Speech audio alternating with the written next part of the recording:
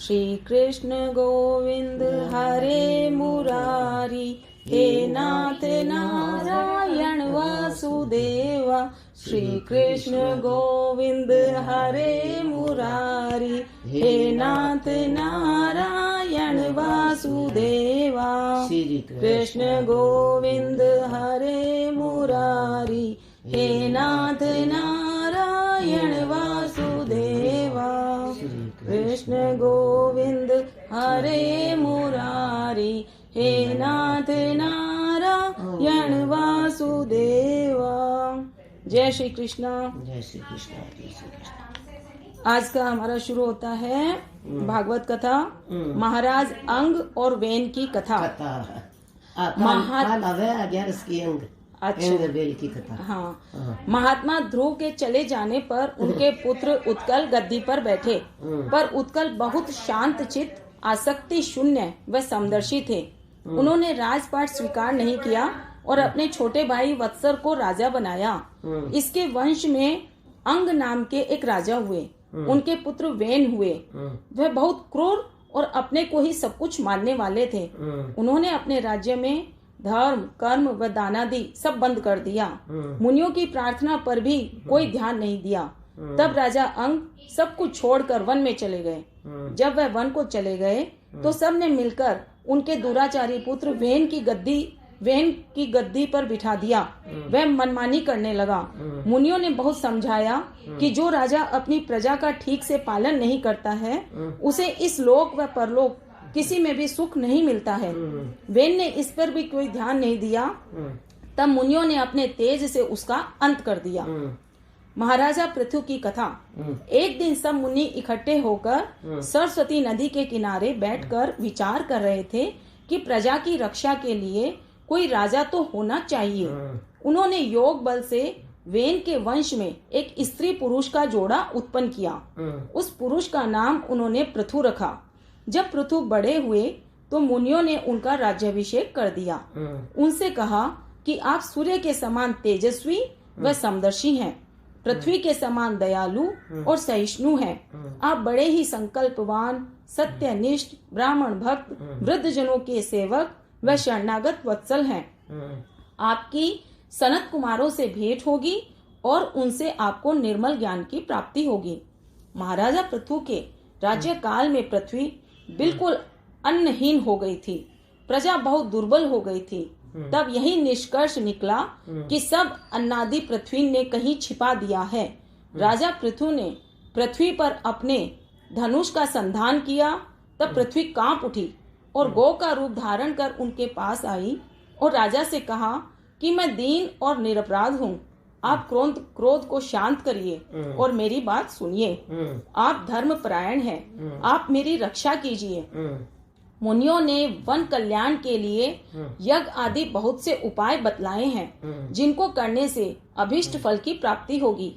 अगर आपको अन्न की आवश्यकता है तो आप मेरे योग्य बछड़ा, दूध धोने वाला व दूध के बर्तन की व्यवस्था करिए। मैं दूध के रूप में सब चीजें आपको दूंगी।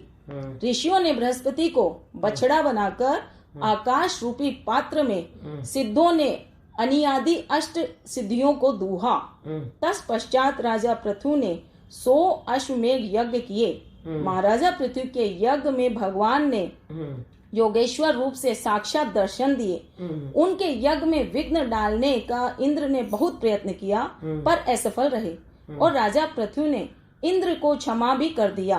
अंत में भगवान से यही प्रार्थना की कि जैसे पिता पुत्र से अपेक्षा न कर उसका कल्याण करता है, उसी प्रकार आप भी हमारे हित के लिए स्वयं ही प्रयत्न करें।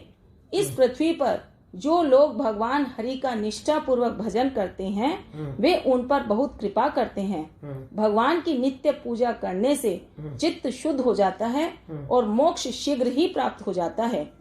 जो लोग विषयों का ही ध्यान करते रहते हैं, उनकी बुद्धि विषयों में ही फंस जाती है और चित्त को भी उधर ही खींच लेती है। विचार शक्ति नष्ट हो जाने पर ज्ञान व विवेक भी समाप्त हो जाते हैं। इसलिए निरंतर भगवान का स्मरण, कीर्तन, मनन आदि करते रहने चाहिए। इस तरह काफी वर्ष राज्य करने के बाद राजा पृथु अपने पुत्रों को राज्यभार सौंप वन को चले गए और वहीं भगवान का ध्यान करते हुए अपने शरीर को त्याग दिया। राजा पुरंजन की कथा। इसी बीच में पुरंजन नाम के यशस्वी राजा हुए। उन्होंने इतने नगर देखे पर कोई नगर पसंद नहीं आया। एक दिन उन्होंने 9 द्वारों वाला एक नगर देखा जिसमें एक सुंदरी रहती थी।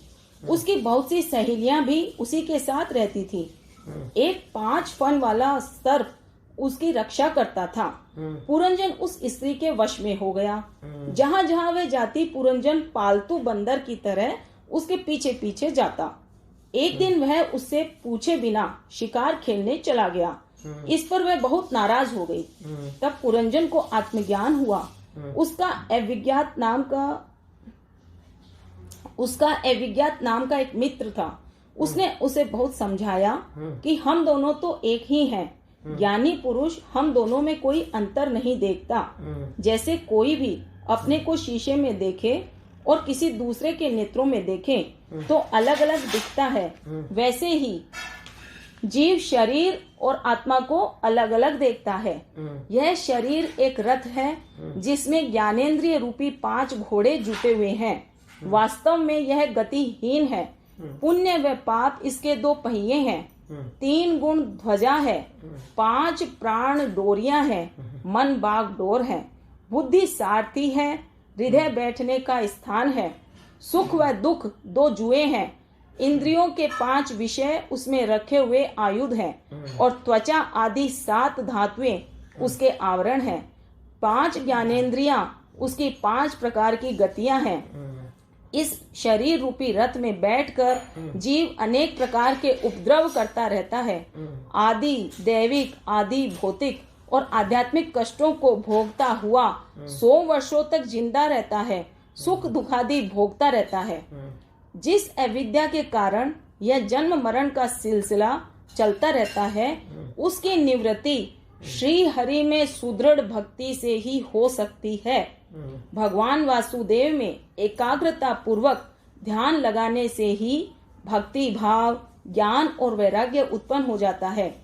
जहाँ भगवान के गुणों को कहने और सुनने वाले लोग रहते हैं, उस समाज में भूख, प्यास, भय, शोक, मोह कुछ भी बाधा नहीं डाल सकते हैं।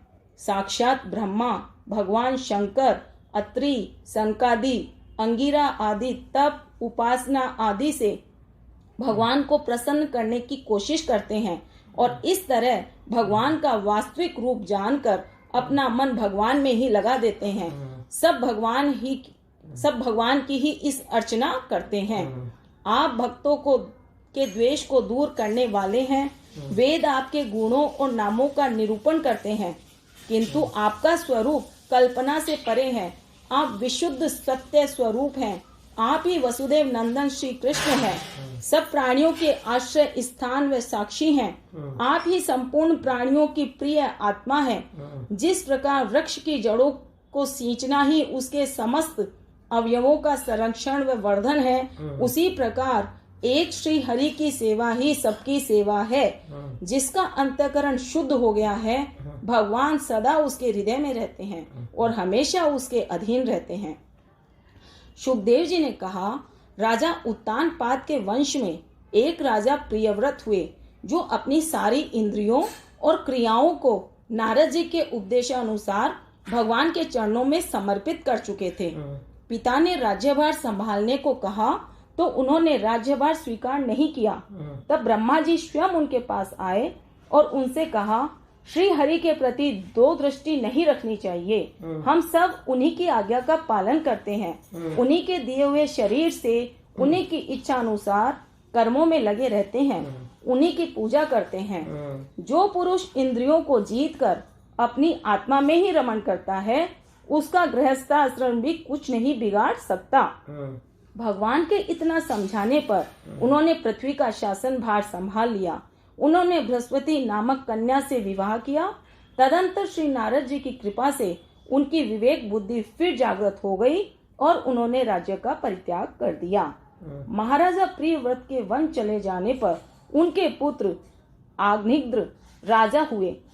आग्निद्र के पुत्र नाभि हुए राजा नाभि के कोई संतान नहीं थी, इसलिए उन्होंने संतान की प्राप्ति के लिए यज्ञ किया। तब भगवान प्रकट हुए, उनसे नाभि ने उनके जैसा ही पुत्र देने की प्रार्थना की। भगवान जैसा दूसरा कैसे हो सकता है? महाराजा नाभि को प्रसन्न करने के लिए व मुनियों की बात का आदर रखने के लिए भगवान ने नाभि के घर में जन्म लिया।